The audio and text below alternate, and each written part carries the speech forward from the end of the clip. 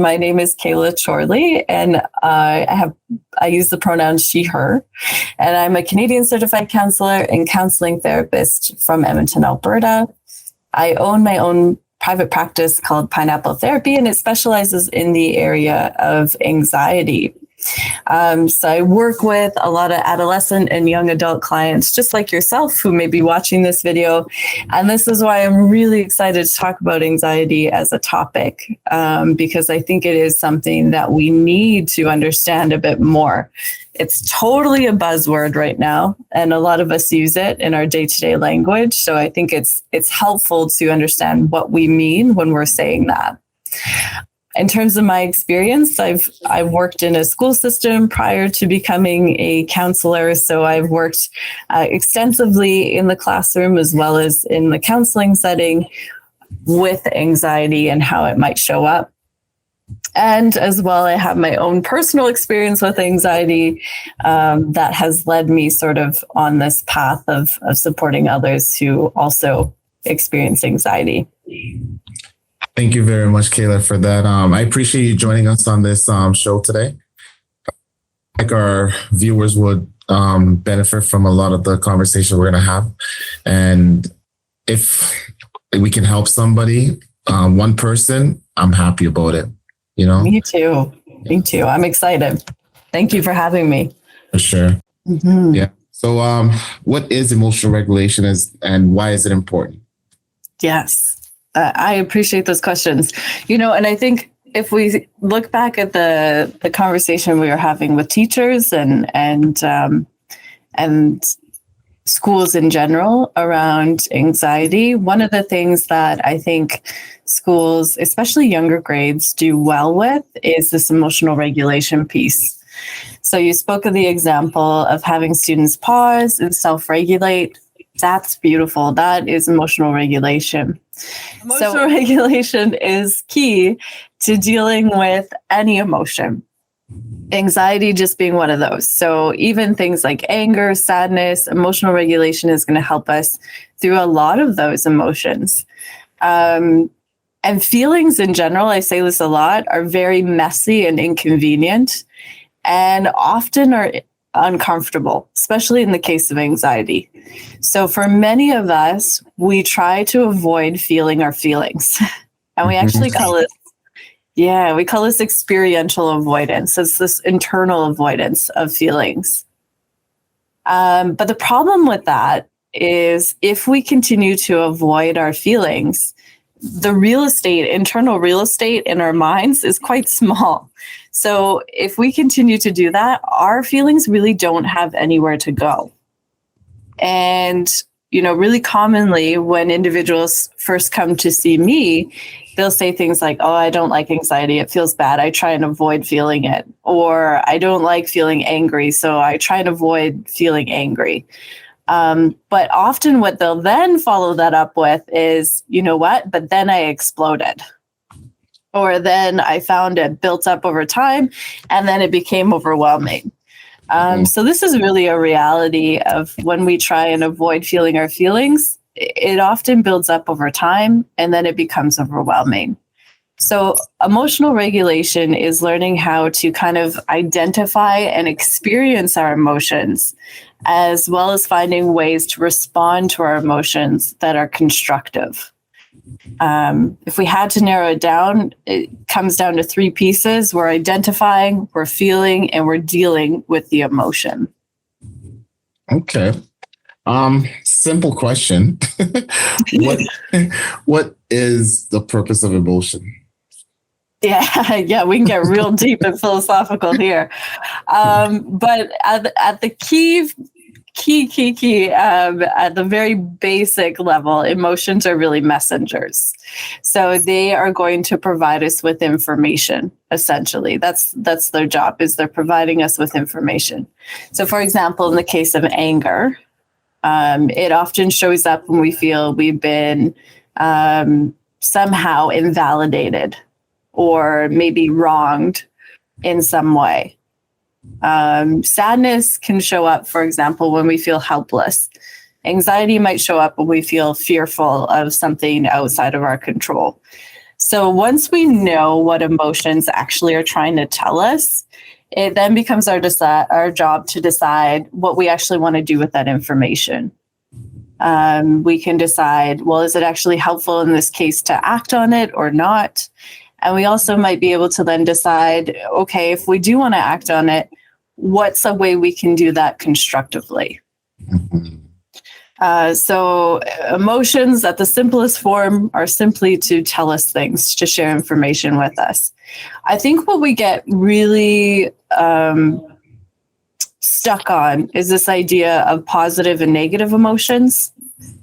A lot of us categorize our emotions that way. We'll say, joy is a positive emotion, sadness is a negative emotion.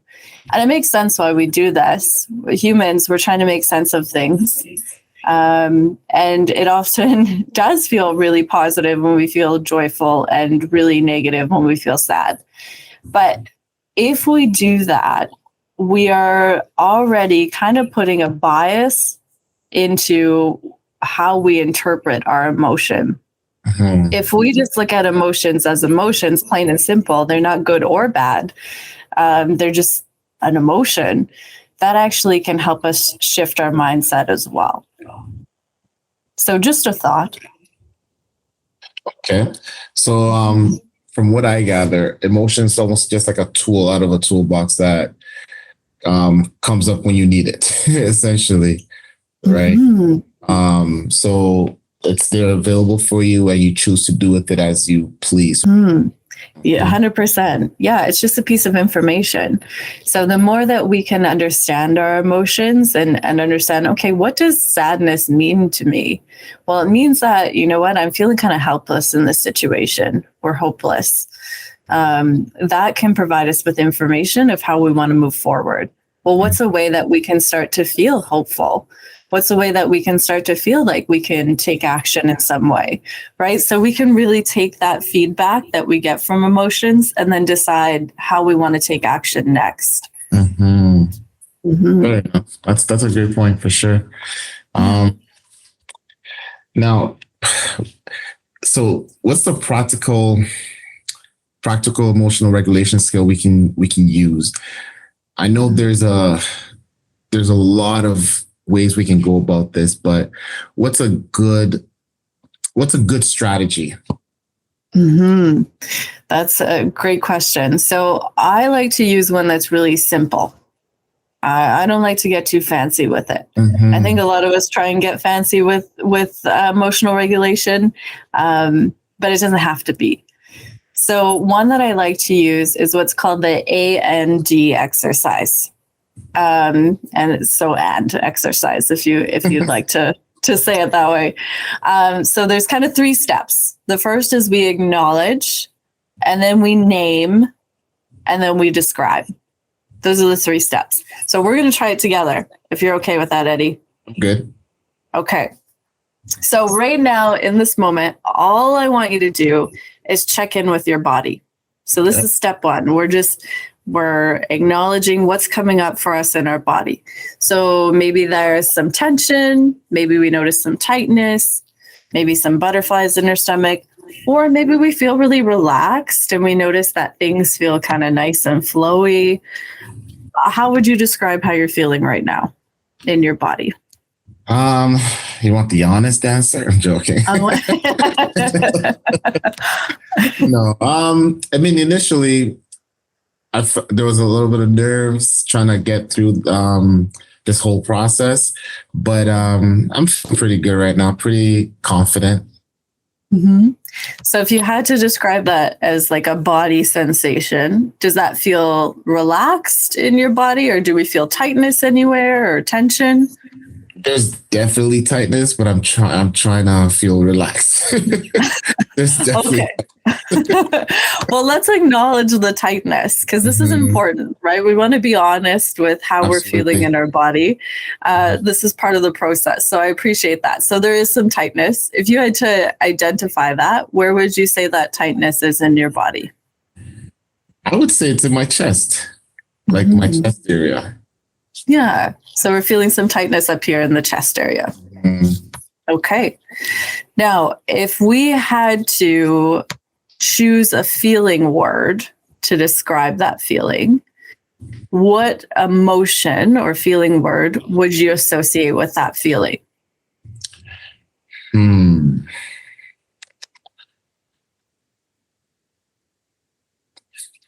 Nervous. So it feels like a nervous energy. Yes. Yeah. So Eddie, what you did was you practiced emotional regulation right now. Oh. What you did is you identified how you were feeling and you named it. So there's a famous saying in the world of psychology called that says, name it to tame it.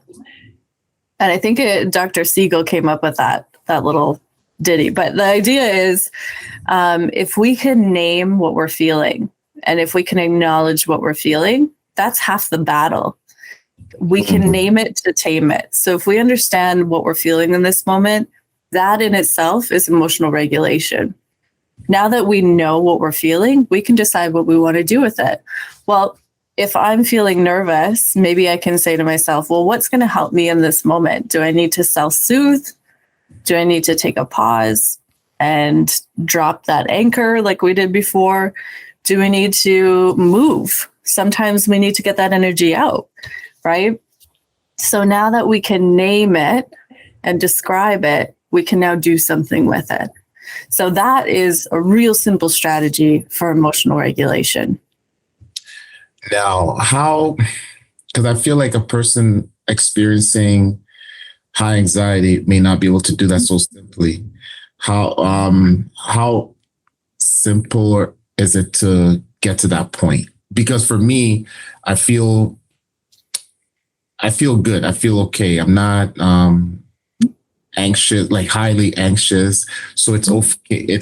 It was somewhat easy for me to dig down and feel and get to my feeling and name my feeling. Whereas somebody who's experiencing something in the moment and just can't think of anything else, how likely is it for them to name their feeling? That's such a great question, Eddie. And I see this a lot. There's kind of two struggles that come up for a lot of people in doing an exercise like this. First of all, a limited vocabulary, a limited emotional vocabulary can be really challenging. So someone might feel something and experience a sensation, but then not know how to describe it or name it. And this can be really challenging because then this feels like there's this block. I know what I'm feeling, but I can't relay it to somebody else. And I feel like that's a challenge in itself. 100%. So that communication piece can sometimes be a block for a lot of people. So one strategy that you can incorporate with this is if you go on the internet and you Google emotion wheel, a whole bunch will pop up. And there are these round wheels that have a whole bunch of emotion words on them. So I encourage clients, if they're struggling with that piece of identifying and naming, to actually have a list of emotion words in front of them and see if they can identify it that way. So that's one piece. The second piece we've kind of alluded to in previous videos, but the judgment piece. This is huge, especially for feeling high anxiety, and it's something we've been working on. We might feel really disappointed, or discouraged when we feel anxious again. We can feel like we've failed, our techniques aren't working, all this stuff, and we can get really judgmental with ourselves. And again, this comes up quite frequently around anger too. If we're feeling angry, a lot of us can feel upset about that or mad at ourselves for feeling a certain feeling. And that judgmental piece can last a really long time. The emotion might last 90 seconds, but that judgment can last a long time. So that's kind of the second piece. This is why bringing that mindfulness with us, where we're not judging what we're feeling in the moment, is really important. Now, I think that was kind of a roundabout way of answering your question, but let me come back to your question specifically. A lot of clients, it's interesting because you would think, in the moment, if we're experiencing a really intense emotion, sometimes it can be hard to identify. But for a lot of people, because it's such an intense emotion, they are able to feel it so intensely. sometimes they can't put words to it, but they are able to identify the body feeling. And this is why we often start with the body feeling first when we're doing this, because for a lot of us, we can describe that better than we can the actual vocabulary piece. So even if we can't put a word to it, if we can describe how we're feeling physically, that's half of it. And that in itself can feel liberating to say, this is what I'm internally experiencing. And now I'm sharing it with my, whoever I'm speaking to or out loud. So that in itself can be really helpful.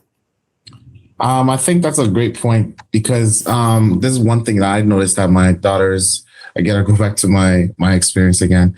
My daughter's daycare, they have this emotional meter. For a lot of kids that aren't very vocal or that don't necessarily know how to express themselves as much as others, they use this emotion meter where if they're feeling a certain way, they can point out their feeling, right? Whether it's sad, happy, joyful, whatever they were feeling, they have different illustrations for it. And I feel like that's a great tool for that environment, especially now that we're into the mental health era. Essentially, we're trying to promote being free and express yourself. Tell me what you're feeling. And it's teaching the kids how to express themselves without having to always vocalize it. Essentially, that's a great point that you were making there. Yeah, I appreciate that, Eddie. And that's cool that your daughter's daycare is doing that. This is the hope. And I see so many teachers doing that. And I'm so thankful that they're doing that, is really normalizing and validating emotion and feeling. This is what makes us humans. This is what makes life complicated too. Let's not get it twisted. But emotion is such a key piece to who we are as humans. And so if we can normalize that experience, those emotions become less scary. People wanted to reach you. Where can they reach you? Yeah, so I have a website. It's pineappletherapy.ca. They're welcome to pop on there, and they can connect with me that way, or they can send me an email, Kayla@pineappletherapy.ca, or they can find me on Instagram. Pineapple Therapy YEG is my handle.